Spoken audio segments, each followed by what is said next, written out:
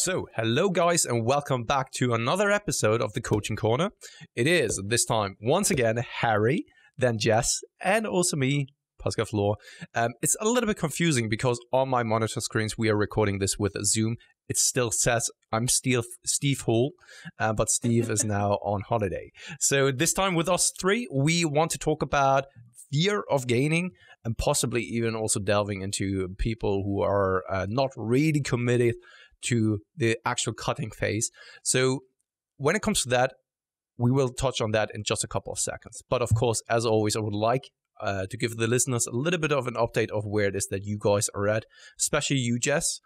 You just went through a surgery and give the listeners a little bit of an update of what has happened here over the past couple of weeks. Yeah, so I haven't trained for the past couple of weeks. Almost 3 weaks ago, I got an ulnar, I don't know how you pronounce that actually, ulnar nerve transposition. Pretty heavy surgery. So I can't train upper body for another 2 weeks. I went back to the gym on Monday to train legs, and I'm absolutely wrecked with DOMS. So I'm not going to go. I didn't go yesterday. Not going to go tomorrow, but beside that, everything's going well. I've been back in the deficits. The prep officially started on Monday. The surgeon gave me the go for being back in the calorie deficits post-surgery because I was recovered enough. And just starting rehab on Friday, and then we'll take it from there. So baby steps for now. When it comes to the ulnar nerve, right? Normally, aren't you feeling some kind of a numbness in your pinky finger, is it? Both in the pinky and the one next to it. Yeah. And the for me, it was actually the whole hand and even the wrist. And I had a lack of strength. So I was losing strength on my hand and my fingers. That's severe. Yeah. Okay. I couldn't hold the dumbbell. It was actually going to drop out of my hand. I couldn't control it anymore. And are the gyms reopened? Because you talked about going back at the gym, or is it that you're referring now to the gym of the home gym?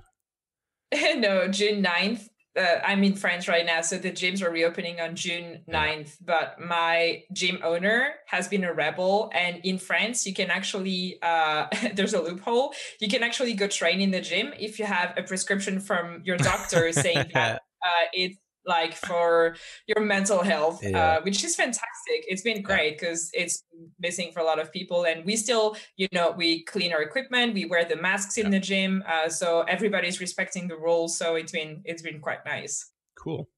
So what about you, Harry? How are things going so far? I know that you've been super busy now being back at the gym with setting up new clients, which is something that we even talked about in our last team meeting, that I'm super happy for every offline personal trainer in particularly, because the last couple of months, they weren't easy at all. And now being back and seeing that there is just like a flood of new clients coming into the gym is something that is probably quite relieving, I would say, but at the same time, very stressful.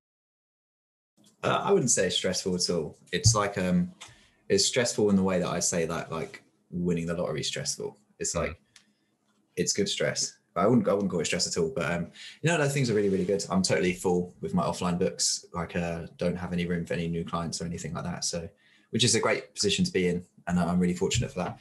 I think a lot of that's probably because there's loads of PTs that aren't working now because of what we said, like in our meeting, where a lot of people, I know from my own kind of finger inside the fitness industry, that there's a lot of trainers that have kind of had to go and change career and stuff as a result of lockdown and things like that. So I think there's a higher demand for the service and less people delivering that service, which is pretty cool.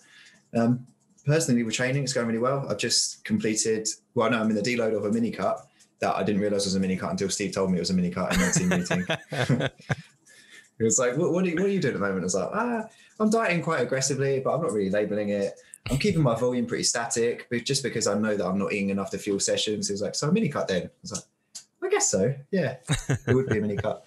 But I still haven't moved my calories too much. All I've done is just add in an extra meal because my hunger is still really, really manageable. And when you get the good momentum going, you don't want to disrupt it. So I'm still going with that. Definition's coming back, muscle mass is coming back, edema's back in my muscles, which makes them look more full, which is good. And I can see the vein popping on your biceps. Yeah, nice. I need to get the right lighting though. I need to get my fill light above me, don't I? But things are pretty good. Sounds great. What about you, Pascal?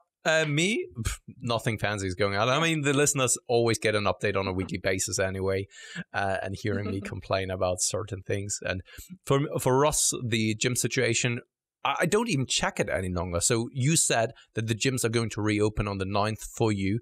I have an athlete out of Denmark. Their gyms were reopened here today, of the day of the recording, actually. And I don't even check it any longer. I don't know if that's weird or whether it's just like I don't want to get, I don't know, worked up about it, because whenever I'm checking, I'm just like, oh, why don't they do this? And even just today, I had another conversation with Katie when we were out on a walk, saying how biased I am and that I can't really stay objective when it comes to those decisions around the gym and stuff like that. So yeah, I will get surprised at some day just seeing other people in Germany being back at the gym and be like, oh, they are open now, so let's get back into the gym. And yeah. That's the situation for now. Other than that, it's just the same usual environment, training from at home since like the last 6 months. And yeah, cutting on a couple of days, and other days I'm just being at around maintenance, enjoying sushi or stuff like that. So yeah, just focusing on other things in life as well. So that's the situation on my end. Cool. Then, speaking of clients, Harry, once again, going back to the topic we wanted to talk about this time, that is a fear of gaining. And before we actually delve really into the nitty-gritty things of it, I would like to hear from you guys what you think or what the term means to you, like fat phobia, what it specifically means in regards to the physique optimization and the experiences that you've made and seen with other people. So maybe you want to start with that, Jess? Sure. I actually have no clue what the formal definition of fat phobia is. Yeah, but so it's going to be interesting. Sorry for that. My perspective. That I wasn't. Yeah, exactly. That's just okay. what it is, what it means for you specifically. Yeah, in my eye, it's just it's more health related, I guess, than just physique. Like from just a physique perspective, it's just like everything that goes with being in severely overweighted. I don't have anything against people who are overweight and want to start a fitness journey to get healthier, but I'm quite scared of things that I do not know. So I'm quite scared of people being overweight to the point where it can be detrimental to health. But it's not an image perspective for me. It's really more a health concern. So I guess, but it didn't really answer a question about fat phobia, but because I've never really read about it formally, so I'm not too sure. I'm going to give that one to Harry. I don't know if there's an actual psychological condition, where there's like arachnophobia and stuff like that. I don't think there's a condition in that sense. But I think colloquially, if that's a word, what we mean by fat phobia is the reluctance to spend a lot of time in a calorie surplus because there's a fear of gaining body fat, because that having body fat for lots of people has associations of poorer body image and all those kind of things that go with that. Like I know from my own experience, it's like that. And I think because a lot of people have such a hard time dieting the first time around, like the very first time they try to get lean and try and drop body fat, they have such a hard time because they make so many mistakes along the way and they don't really know what they're doing, that when it comes to trying to grow muscle and actually mass, because of essentially the marathon they just completed when it came to cutting, they're really, really reluctant to do what they view as backtracking and actually gaining body fat. So for me, fat phobia is where we've all had it with clients before. I would have said about 5 years ago, it was mainly female clients I had it with, but more recently, it's everyone. It doesn't matter on gender. But where you feel that you're getting resistance from clients with the mass, like they consistent. Say you give people a calorie target of like, I want you to eat between 3,000 and 3,200, and they consistently eat like 2,999, and you're like, come on, you've got like 200 extra calories to eat. There's no reason why you can't do that. And then, you just get like resistance in that sense. So it's just, I would describe fat phobia as a resistance to commit fully to a massing phase. No, absolutely. How about you, Pascal? So note to myself, never let Harry speak before me, because it's always the same. Whenever Harry is actually sharing his thoughts and views on something, I'm actually left with just saying, yeah, this is exactly what I wanted to say as well. And so, yeah, go ahead. I was going to say it's quicker that way. Yeah, exactly. It's the Revive Stronger telepathic connection we all have. Yeah, I think so. No, but for me personally, so I haven't thought of it in a very long time of what fatphobia means to me. And I think my viewpoints on it, or my views on it in general, have changed over the past couple of years. Because in it for itself, when you really just think about the terminology, people aren't really afraid of gaining fat. At least the majority of people. There are certainly some people who truly are, but it's not like that you're truly afraid of just like gaining a little bit of fat, right? Some people, they are even gaining some fat and they don't even know this. But I think it's more like Harry said, it's the process of committing to a gaining phase and having a hard time accepting that this also, of course, comes along with a little bit of fluffiness here and there. And that is then what I like to term the fatphobia, or just the fear of gaining and massing, of being hesitant and just accepting that in the process of gaining some muscle mass, there's also a fat component to it, and it's inevitable. And this is an uncomfortable sensation for the majority of people. It's not that they are afraid of gaining that fat, because in reality, nothing really changes, but it's that they are getting that uncomfortable sensation that the present here and then of their body and their physique, which they probably also prefer and like, that it will change in a temporary sense for the worse in order to actually then look better in the long term. And this is something, yeah, how I would describe fatphobia, at least for me personally. I know, so I went through this phase myself as well, and I think that I'm still suffering from it at times, where I'm not fully 100% committed to something like a gaining phase, simply because I don't want to miss what I have at the moment. I know it exactly here the last year. When I was actually prepping, I was looking good. It was summertime, veins were popping out everywhere, right? And I think I looked my very best to that point, and I didn't want to miss that. And that psychological aspect, I think many people are going through, especially contest prep athletes. And I would like to know, have you guys dealt with it yourself at some point? Jess, maybe? Yeah, for sure. Yeah, I think for any competitor, when you're stage lean or when you're even in just photo shoot condition, when you look your best, it's very, very hard to get out of that, feeling good about your physique. But I think I think we all deal with it to a certain degree. I think as a competitor, when you're engaging in a physique competition, like in a prep, you're not going to be looking like that year round. It's unrealistic, especially as natural. But yeah, I certainly dealt with it myself, where post-show, you have to regain some weight. And I am the worst at that, just because my lines are gone within 2 weeks of being back to maintenance or in the surplus. Like, I look amazing, and 2 weeks later, I look average, like I barely lift. And I'm like, fuck. It's very frustrating. But yeah, I definitely deal with it myself, and I think many people do to a certain degree. Maybe we can touch immediately on the aspect of, like, how did you overcome it, or how did you cope with it yourself? Yeah, I think I make the difference in my head actually now very, very good between looking good and feeling good, because the feeling, like how you feel when you're stage lean, is far from feeling good. You completely feel like shit. It's horrendous. Each of your leg weighs 300 pounds. You're just tired all the time. You have no sex drive. You're just food focused like crazy. So I think for me, it was a mental shift, being like, okay, I look really good right now, but that's literally the only pro to being that lean. And all the cons were just accumulating. And then if you think about massing, the only con, and that's debatable if it's a con or not, is just being a little bit thicker, but all the pros far outweigh the pro of like cutting, if that makes sense, of being lean. Hopefully what I'm saying makes sense.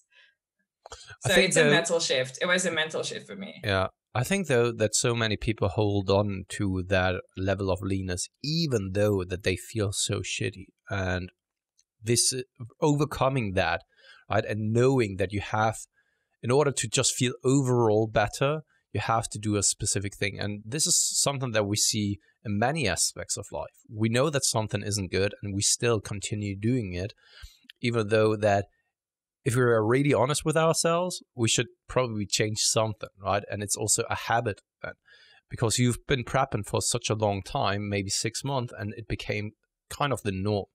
And you're then kind of afraid of losing that, because we are just creatures of habits, and we like the current way of how things are, and that's also why people, and just like humans in general, have a hard time welcoming change overall, right? But I would be curious about, Harry, whether you have gone through something like that, because I don't know whether you have.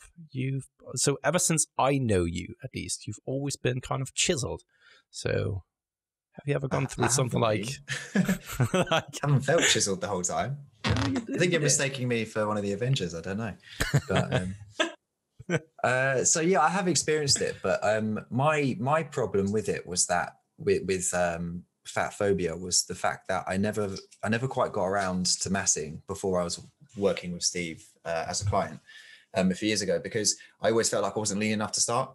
So I basically just after my teenage years, where I did like a permabulk from age like 17 to 19, and I got up to about 95 kilos, but with probably 30% body fat or more.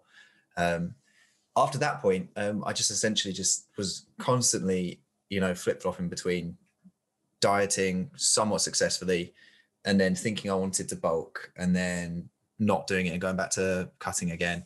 And in the end, I essentially just spent about 3 to 4 years probably just in a constant state of calorie deficit, but with days where I broke and cheated. So I never felt like I was in a position where I would actually benefit from a mass until I actually worked with Steve. And then my first real mass, other than like the just taking Optimum Nutrition Serious mass 5 times a day, was a structured one with a coach. And I think the way that I got through past the Fatphobia thing was that like I did fully commit to it because I fully trusted in my coach, and then I felt like there's no reason to be scared or to hold back or anything, because this guy Steve, in this instance, this guy knows what he's doing. He's done it with loads of other people before. He's in great shape himself. Like, he's gonna help me through it. So I think from that perspective, like I kind of had my hand held through my first real massing phase, and then I'm quite lucky because my physique was a massive part of my self-worth and stuff growing up as a teenager. But when I got into my early 20s, I kind of felt I disconnected my physique from my self-worth, and I feel like I'm really, really lucky to have done that, where I don't really have much of an emotional response to my physique, whether it's shredded or quite chubby, until I get to a certain point, if that makes sense. So I'm quite happy that the fattest I've ever got on a mass, I'll probably get some photos and throw them up on my Instagram so people know, but the biggest I've ever got on my mass I had no abdominal definition at all, but I didn't really care. And if I can quite happily get to that point again, because provided that it's in the context of a massing phase, if I got to that point, but I wasn't massing and I wasn't pushing the training hard and things weren't structured, then I would be concerned. But I think it's because I have quite a deep understanding of the reasons for why we gain the fat in the first place. So yeah, from that perspective, I think I'm quite lucky. But I do totally understand where people are coming from and where they can be quite like fat phobic and stuff. And I think that's where having a coach can be so useful. Even if it's just from the coach's perspective, we're able to just like rationalize it to the client and just talk them through it and help them understand the reasons for why the fat gain is necessary. Yeah. So what I'm struggling with is that when it comes to helping athletes who are going through it and just trying to overcome it, of course, we are dealing with individuals, right? And everyone has their own reasons as to why they may experience something like fat phobia. Most of the time, it's simply because they have been fat in the past and they don't want to get to that level of fatness again. It's most of the time that. It's hardly ever the person who has always been skinny and wants to gain, right? Most of the time, they don't have really an issue of just like accepting and committing to a gaining phase. It's the ones who have experienced just being even obese at some point in their life. However, when it then comes to something like binge eating, for example, I'm at a point now where I have at least found for myself and trying to help people that there is a majority of people who are going through the same kind of habits, the same kind of behavioral patterns all the time. And most of the time I can then say like, okay, this is probably what you're doing. Am I correct? And most of the time it is like that. I haven't really found that to be the case with fatphobia athletes. Some people are way more afraid of gaining than other people are. And what have you guys found is helpful? Is it something like gaining on a much, much slower pace, by that just seeing much slower visual changes, where they are then still progressing but not seeing those, I don't know, quick, rapid accumulations of fat? Or is it to be in more maintenance phases or so? Have you seen any kind of methods and applications that you've been able to use with those individuals that helps the majority of people who are going through something like that? Jess, what about you? Hi guys, Steve here. Just wanted to take a moment of your time to remind you of the Revive Stronger member site. Inside you'll find a thriving forum, a growing exercise library, presentations, research reviews and courses. If you want to get involved, sign up via the description. Yeah, I make a plan. I show them the plan. I explain to them what the rate of gain is going to be. And I usually try to be conservative with people who are afraid of gaining too fast. And then I make sure we stick to the plan as best as possible so they can see that we are actually following the plan accordingly. So it gives them maybe a little bit more peace of mind to know that we are actually following the right, well, like we're on track with what we're trying to do. And if it gets to a point where they really feel uncomfortable, even if it's just mental because you can't see anything, I take them back to maintenance calories and I tell them, hey, we're going to take a break. We're going to work on something else. And that's okay for now. And then I try to rationalize as best as possible. One other thing that I found is really useful is to actually focus on performance gaining. I still make a rate of gain, and I still try to follow the rate of gain as best as possible. But maybe I try to detach themselves from all the data, and I try to just give them goals in the gym. So they actually pursue just the performance goal, and I guide the rest of the gaining phase, if that makes sense. What about you, Harry?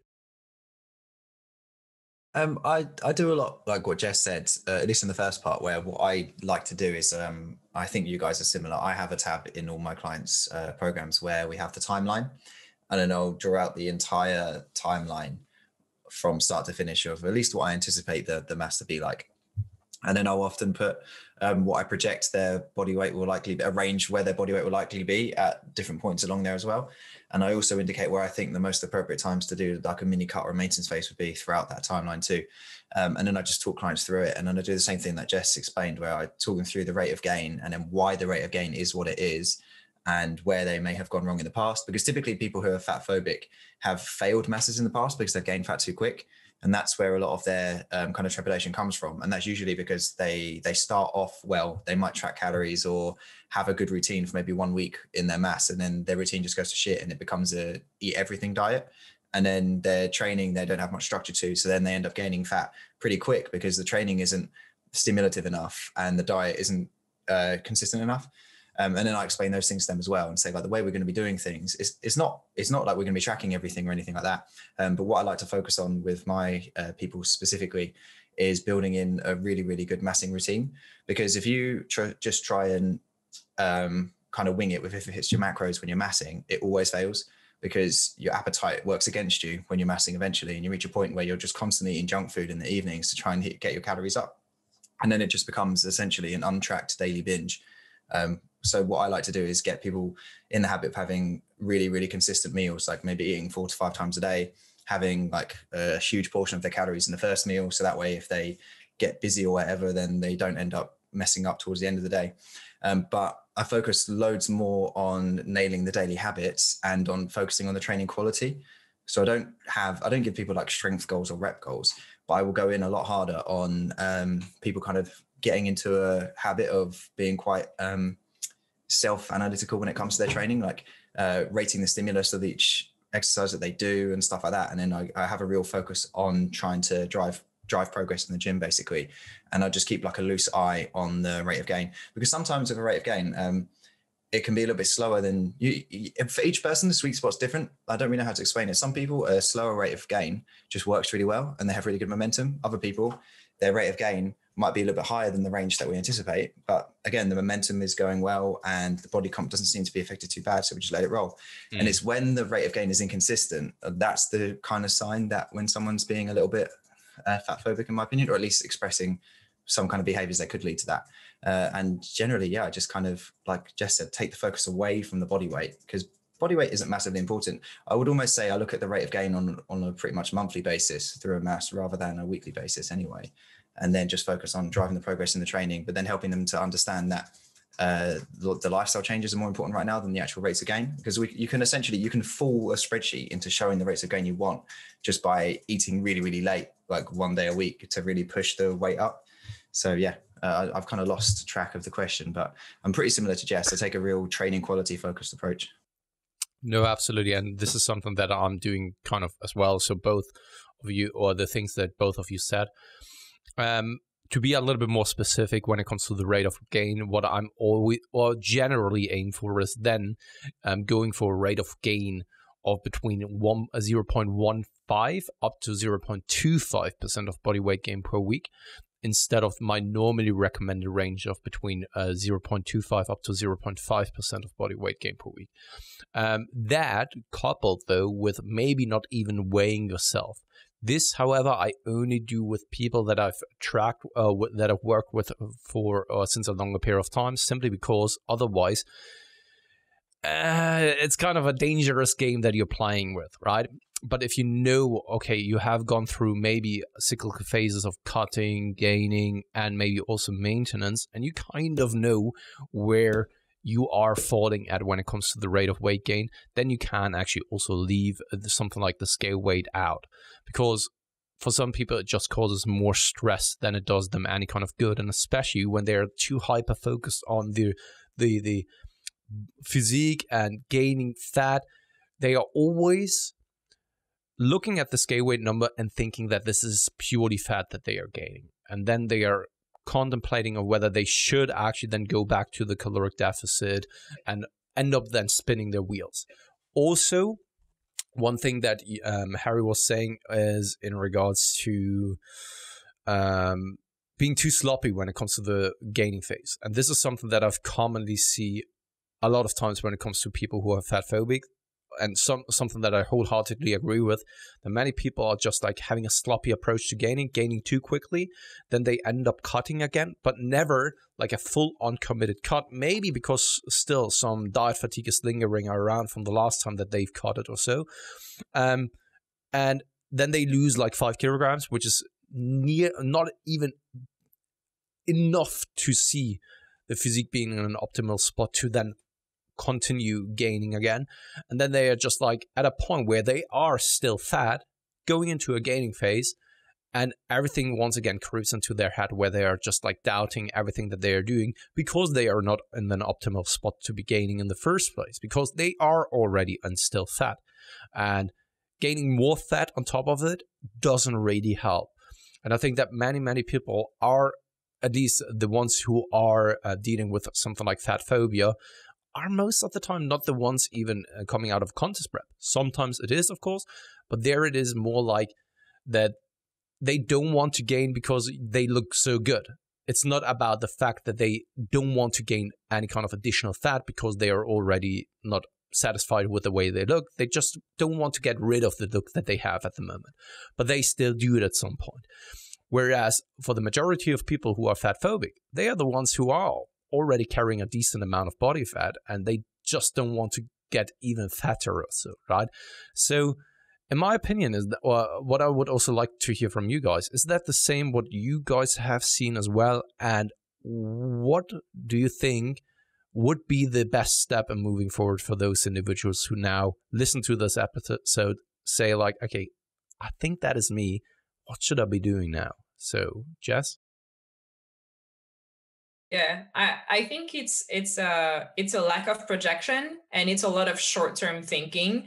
Because if you think about it, if you take a time frame of like a year, the results you can get from a fat loss during a year can be incredible. You can get a contest shape in a year if you just cut. Whereas if you gain for a year, the results that you get are minimal. You can see it, but it's going to be probably less than if you just commit to cutting for a year with maintenance phases, but even then. So I think people need to be aware that it's a long-term game that we're playing with bodybuilding. We need patience. And if you really want to see meaningful changes in your physique, you have to take it there. You have to commit to a longer period of massing to actually see results. And if you always end up spinning your wheels, you're never going to look like the physique you want to achieve. So that would be my first thing, really commit and get rid of the short-term thinking. And the second thing would be make sure your environment supports what you want to be doing. And what I mean by that is get rid of people in social media that are constantly shredded, that are just shredded year round. If it makes you feel like shit, like I know as a competitor myself, if I am gaining and I see everybody getting ready for the stage and I see everybody leaning, it's so complicated for me to actually commit to a gaining phase because I want to be with them. I want to be part of that because I identify myself as a competitor. But if it really impact your mental health, change your environment, that's the one thing you're in control. You can change that. So unfollow people that make you feel like shit, and follow people that are shredded year round. It's unrealistic anyway. It's not the norm.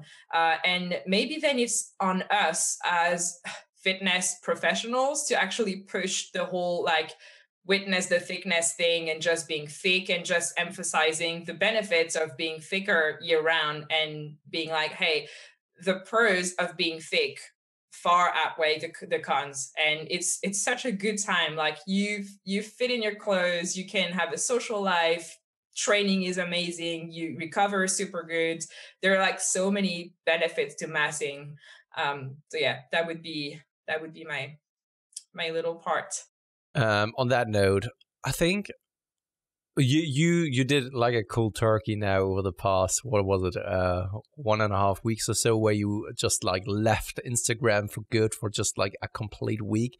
How was it for you, mentally speaking, especially? Because I could imagine that if you get rid of that image that all people around you are just like shredded all the time, you may have an easier time accepting to gain.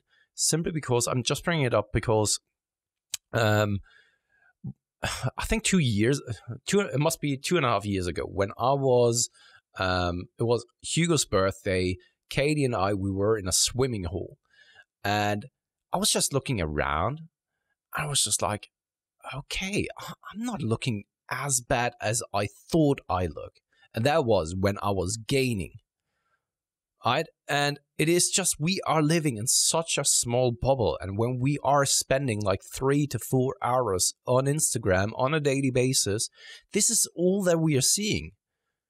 And we think that this is then reality and the norm, that everyone outside is looking like that. And when you just, this is kind of this is kind of medication for everyone who's dealing with that, with body dysmorphia. Just go to a beach on a summer day and have a look around, and you realize that you probably still look very, very good. Very, very good. And I'm just curious, Jess, how was it for you in that week?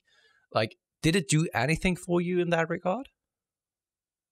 So 1 week turned into 2. That's how good it went. That's how beneficial it was. I think the main component was just to be distraction free for a week. But I will say that recovering from surgery, I knew I was going to be very flat, very depleted, and not seeing everybody training, everybody looking great, everybody getting pumps in the gym or at home would probably be better for my mental health as well. I've been unfollowing a lot of people lately that I really don't resonate with anymore, because I think it's really detrimental. I was to wondering my why you mental did health. unfollow me. So. You put me to shame. You're so muscular, so good looking. But very, very interesting. And I mean, the only people that you need to follow over on social media is Revive Stronger anyway. But no, in all honesty, I think having a little bit more of an awareness of how much time you spend online is good. And this is something that I'm still dealing with myself. So Katie and I, we have that new rule. Whenever we are downstairs in the living room, we put our mobile device into a small box so that we are not kind of susceptible of picking it up, just staring at something that is not important in that single situation, right? It's way more important to just like spend time with your family and stuff. And I think that many people would be surprised of finding out how much time they are spending on a platform like Instagram and just like looking at those incredible physiques all the time, right? And maybe that would also be a good step and a helpful step in dealing with that fat phobia, just like knowing what the world really looks like. But yeah, I would also be curious to hear you, Harry. What do you think would be helpful for individuals, how to cope with that and how to then move forward? Hey, Pascal here. I just quickly wanted to remind you of our online coaching service. At Revive Stronger, we put a huge emphasis on the personal aspect of our coaching. And if you want to take your physique and knowledge to the next level, hit the link in the description below. I think you both made really good points. And I think I've had some similar experiences to you, Pascal, for sure. Because like I said, like when I was younger and in my early 20s and stuff, it was like my self-worth and my kind of insecurities were all rooted around the way that I looked.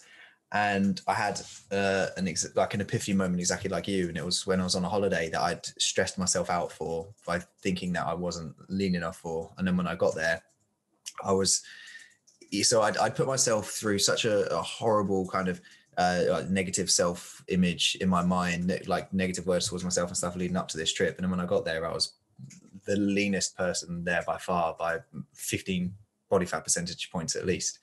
And it was kind of like it clicked for me then. It's like, why do I care so much? And then it kind of made me realize, a lot of the pressure was just coming from me, and it was coming from the environment that I'd created for myself. And I think it was around that time where I still did follow lots of like just fake natty people. I know all our listeners know what that term means. So yeah, I just unfollowed every fake natty person, and I have time for people who aren't natty. Well, loads of time for them, provided that they're saying so. And I think that helped me a lot with my own expectations of my own physique at the time. And I think just growing up a bit as well, and then just realizing that, just actually realizing that things aren't the way they look like they are on social media and stuff like that. And I think being someone who has to create a lot of content myself, it does make you realize that because we use photos of ourselves that aren't necessarily recent photos. And that's not because we're trying to look shredded all the time. It's because we haven't got any recent photos, because we spend most of our time at a desk like this. And then being someone who does post content and stuff, it does make you realize that it's only my perception that people are shredded all year round. At least in some cases, it's not the truth, especially because when I share photos of myself in relatively lean shape, and then people say like, oh, how are you shredded after lockdown? I'm like, I'm not, that photo was before lockdown. Like, so just stuff like that. And I feel like being transparent about that kind of stuff has helped a lot as well. But with regards to social media, like, my social media now, Instagram for me is it's just entirely like work focused. Like the feed is Revive clients. It's like my offline clients. It's the Revive guys. I don't really follow any accounts for any kind of, I don't know, like, how you almost follow some accounts voyeuristically because you like enjoy the physique or stuff like that. I don't have any of that. I follow those accounts, but they're not on my feed based on the Instagram algorithm, because they're not the things I interact with or anything like that. And so my social media right now is probably in like the kind of cleanest, the most enjoyable state that it's been in. And I think a lot of that is to do with my personality developing as a person. Like, my bodybuilding isn't my entire identity anymore. like, and that's helped a lot. So like my feed has a wider breadth of things on it. And also TikTok has helped loads, because now I go to TikTok for entertainment rather than Instagram. And I find that, because Instagram, like you said, is essentially just, I feel like Instagram a lot of the time is just constant marketing of some kind, like whether it's influencer marketing and stuff like that. Whereas TikTok reminds me of Vine. If either of you guys ever had a Vine, it's just, for my one at least, it's just funny skits all the time. So I feel like I'm just getting, I like TikTok for the entertainment factor. And I think what I'm saying is, maybe not necessarily just cut social media out, but just try out different social media channels, or even just try shaking things up like Jess has done, like unfollow accounts, deliberately try and interact with accounts that you like and stuff like that, just to almost like teach the algorithm to display you more positive content and less negative content. So that's helped in a big way. And yeah, I've lost my train of thought again, like I usually do. I kind of wander away with the question. I think it was actually very, very good. And to me, so of course we can always give out general recommendations, but I think it's not really helpful, because these are things that you can pick up somewhere online. When you just like type it into Google, right, then there is a, I don't know, Huffington Post, the top 10 things to do against fatphobia. And this is of course not what we are about, right? We are having the ability to talk about personal experiences, but also, of course, anecdotal experiences due to clients. And the things that I can just say is, for one of those people, if it's not really specifically contest prep athletes who are then once again having a different type of fatphobia, but the people that we are referring to who are never really committing to something like a masking phase, but also never really on point with a cutting phase, I would just like say, first and foremost, lay out a plan, such as Jess already said so herself. Lay out a proper plan where you just like for once stick to, right? If it's enjoyable or not, just do it, right? For once, just see it as work, where it's like, okay, this is the plan I've set for myself for the next 12 weeks now, or even maybe an entire macro cycle, 6 months or so, where you have 12 weeks maybe of a cutting phase and then 12 weeks of a gaining phase, and stick to that. It doesn't have to be perfect all the time, but try to be 80 to 90% of the time absolutely on point when it comes to just following the plan. And you will be already surprised of how far this will take you. So this is, I think, my biggest takeaway for the majority of people. The problem isn't the fear of gaining some fat. The problem most of the time is not being committed enough to the things that you are doing. You're not really committed to a gaining phase. You're not really committed to a cutting phase. You're not really committed even to something like a maintenance phase. And I think that if you really start to lay out a plan and just stick with it for once, then I think you will probably see the results that you would like to. And that then means, okay, start maybe off with a cutting phase and just stick with it. There will be days where it sucks. Of course, we all have gone through those days where you will feel super hungry, where you will feel very tired as well. Just stick it out, right? Just do it. You have set that goal for yourself. And once it's over, you may do something like a 2 weeks of a maintenance phase, and then you go into that 12 weeks of a gaining phase. And then you try to be as rigid and disciplined as you were in a cutting phase. Right? Don't deviate too much. Don't fall into the susceptible mindset of like, okay, I can allow myself a little bit more palatable stuff. Do it as strict as you've done your cutting phase for. I'd plan everything out and stick to those macros. Don't sneak in an ice cream by the end of the day that is a Ben & Jerry's pint that is then 1,400 calories. Don't. Right? Stick to those calories. And once again, after those 6 months, if it didn't work out, you can still do something else. But just try, once again, to have a plan and just write it out. What are 6 months out of maybe 80 years? It's nothing really. But this can possibly make the change, first and foremost, because you have committed to something and you spend enough time to overcome something like that, of the fatphobia. And also, you've probably increased your chances of really changing something. And this is also something when it comes to, for example, binge eating. I always bring up the example of like a relationship. You're splitting up like the first week. So you're basically splitting up when it comes to you binged. you still tasted in your mouth what you had like yesterday, and it was highly delicious and super palatable, but you feel awful afterwards. But the next day or the day after, you still once again crave it, because the body and the brain still are like, okay, this was highly rewarding, we need that again. So the first week after you split up with your girlfriend or boyfriend, you're just like, was it really that bad? Should I go back to him or her? It wasn't that bad. Come on. We had some differences and stuff like that, but come on, let's go back. If you don't do it, after a month, you're already like so far away from that you're just like, I don't even think about that person that often anymore. After 1 year, you're wondering why you've been together with that person in the first place. And that's how it also is with overcoming certain things. I was binging in 2017. I haven't binged ever since then. And I can eat the same things that I had back then without even being susceptible of overeating, because I detached myself so much from it and I spent so much time away from it that now it's kind of a different time than it was back then. And maybe this is something that the majority of people also need to do.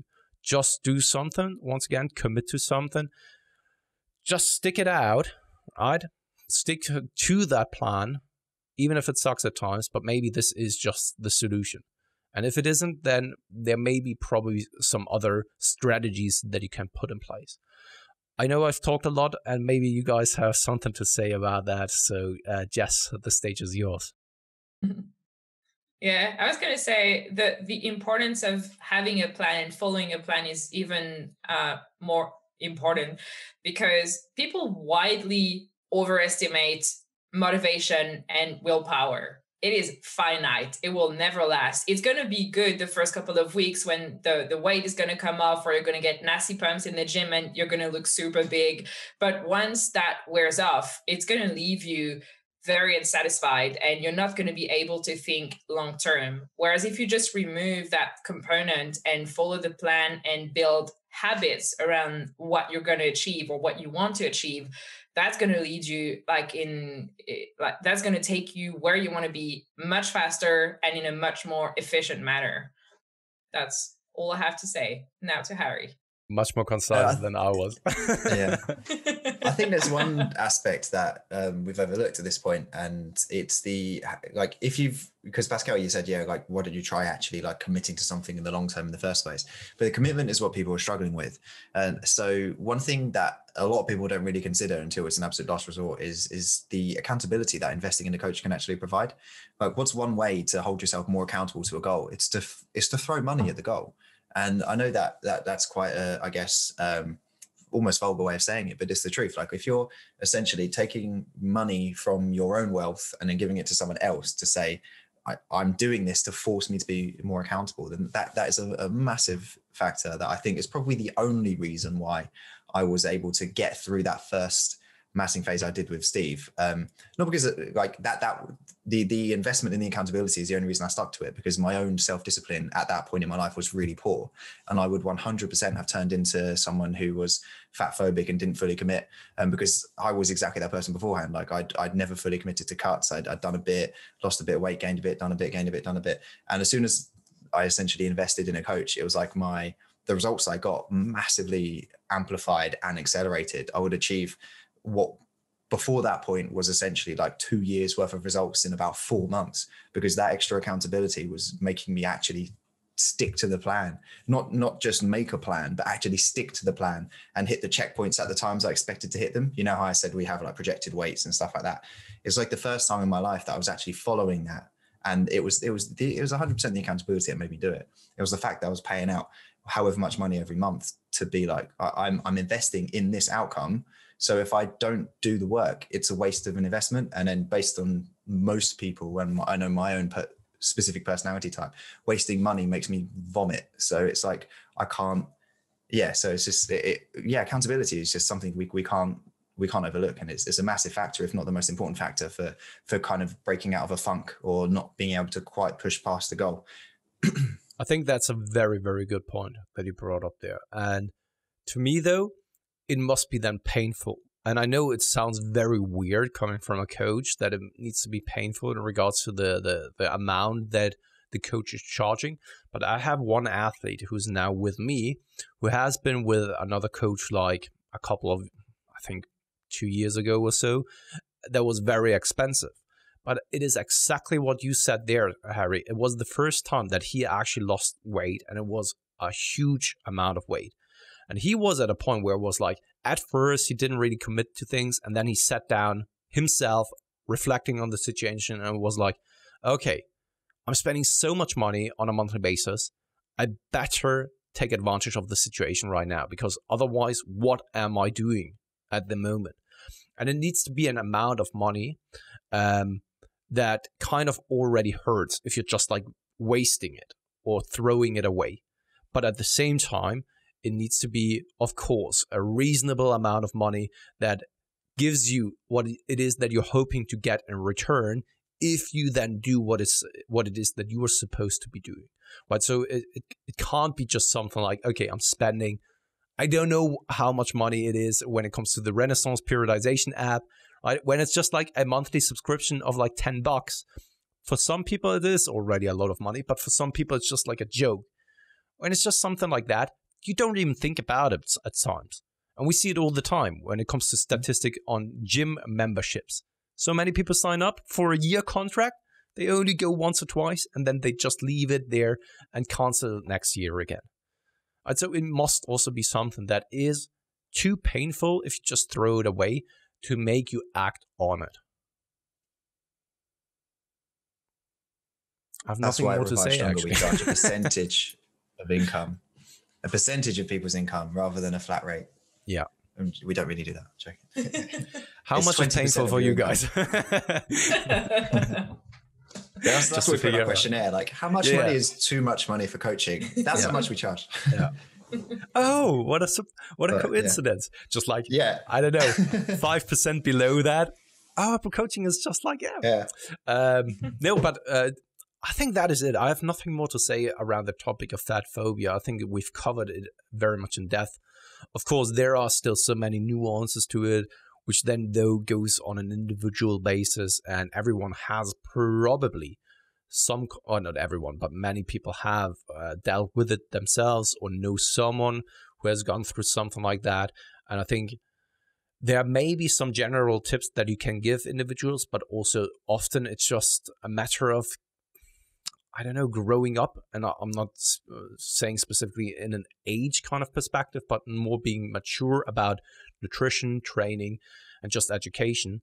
And because I can just speak for myself, the more or the longer I've been doing bodybuilding for, the more relaxed I am with basically everything, right? So I think that for the majority of people, this is also one aspect where it's just like time will heal most of the wounds. And that is one of those as well, where it's like after a while, you will probably not deal with that.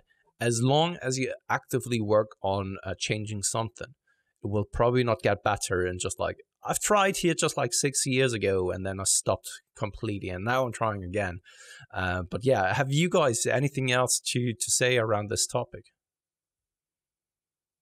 Any last words? Just thinking long term in bodybuilding in general, it's compound interest. You have to think long term. It requires a lot of patience, but it pays off. It's worth it, but you have to put in the time and the work. Absolutely. I agree. That's my last point. Cool. Can I actually do something? Because you guys usually in the improvement season, you ask a question, and I'm the one who does the YouTube comments. I want to ask a question to the listeners. Come on, go ahead. What's your guys' favorite Monster flavor? It can be an ultra like the 01 or not, but this is very important because the only one that's worth it is this one. The white one. Just because Jess and I were having both a Monster here, Harry was, of course, the uncool kid. He was just like consuming, I don't know, a coffee or an espresso. Double espresso. Yeah, exactly. And for me, so just to already spoil what's my favorite is, I always thought it's the white one, but whenever I have the white one right now, I actually cringe. It's not that good after a while any longer. That's just the anti-contrarian in you. Oh, sorry, no, the contrarian in you just doesn't like it because other people like it. Yeah, no, that's really not the case. I think I had it too often. I very much dislike the purple one and the yellow one. Disgusting, I think. I very much enjoy the green one at the moment, but this is also only because this is now new here in Germany. And I once in Birmingham had the black red one, which is kind of cherry Coke kind of style, and that was very good. Like Dr. Pepper. I've only had it once, and that was like, maybe it's like the childhood memories you had from some of the TV shows back then. You just like leave it at that. So maybe I should never have it again. But that is my personal favorite, and I think that, Jess, you said it yourself, the original one, right? The real OG one, the Monster Zero. It's called Zero. I don't think they have that in the UK. Every time, like whenever you go to like, you do. Or at least it's not common, because you go in like a supermarket where they have all the monsters, and they have like the kind of the full calorie sugar ones, and then they have like the zero ones, and the zero ones, they never have the black zero one. They always have white, red, orange, and occasionally green and purple. Purple is horrible. I don't even know what flavor that's supposed to be. It's gross. I like the white one the best because I think it's the most neutral. If they made one that wasn't carbonated, it would be fucking amazing, because that's the only thing I don't like about it. They need to make a caffeine-free one so I can drink it all day. That's what I need. Make it yourself. Just get citric acid and water and carbonate it, and then you've got it. There's so many ingredients. And so many vitamins. It's just fizz. It's like vitamin B12, and what else we have? Vitamin B6. You don't need your multivitamin, just have a monster. Yeah, exactly. And L-carnitine is in here as well. So it is the bomb. I mean, what a good... We should just make a drink that contains your daily protein amount, contains all your creatine, contains all your vitamins and stuff, and then we wouldn't need to eat anymore. It'd be fine. Cool. I love to eat, though. Yeah. Sorry. That's true. Maybe they just need to do it in a kind of cake version, like Monster cake or so. Kind of like a small brownie. I don't know how I feel about that. I don't know. I'm always open for new things, so maybe they should try it. Anyway, guys, thank you very much for coming on to the show. So this goes out to Jess and Harry, of course, and then also, of course, to all of our listeners. I'm very, very curious to hear what your favorite monster is in the comment section below. So, guys, thank you very much for listening. Hope you enjoyed that episode, and I guess I'll speak to you very soon. Cheers.